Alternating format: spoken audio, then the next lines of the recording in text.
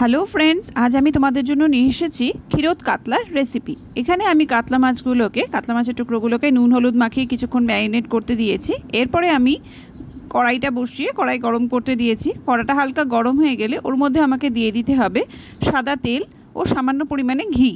এবার এগুলো যখন হালকা গরম হয়ে যাবে আমি এর মধ্যে মাছের টুকরোগুলোকে দিয়ে খুব ভালোভাবে ভেজে নিয়েছি। আমার এখানে সবগুলো মাছ ভাজা হয়ে গেছে। এরপরে ওই তেলের মধ্যে আমাকে দিয়ে দিতে হবে জিরে গুঁড়ো, এবার দিতে হবে ধনে গুঁড়ো ও গরম মশলা গুঁড়ো ও কিছুটা পরিমাণে গোলমরিচ দিয়ে তার মধ্যে আমাকে দিয়ে দিতে হবে আগে থেকে কুচিয়ে রাখা টমেটোগুলোকে দিয়ে আমি সামান্য নুন ও অল্প হাফ চামচ মতো চিনি দিয়ে আমি এটাকে মুছতে দিয়েছি। যখন টমেটোগুলো হালকা সেদ্ধ ভাব এসে যাবে ওর মধ্যে আমাকে দিয়ে দিতে হবে আগে চেরা কাঁচা লঙ্কা। এবার ঝালের পরিমাণটা আপনারা কেমন খান তার উপরে ডিপেন্ড করছে আপনারা কটা কাঁচা লঙ্কা দেবেন।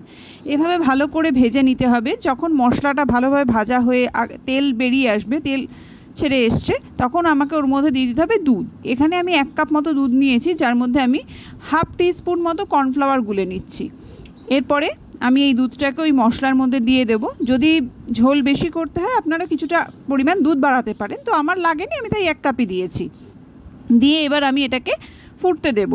কিছুটা ফুটে উঠলে আমাকে ওর মধ্যে মাছের টুকরোগুলোকে দিয়ে দিতে হবে।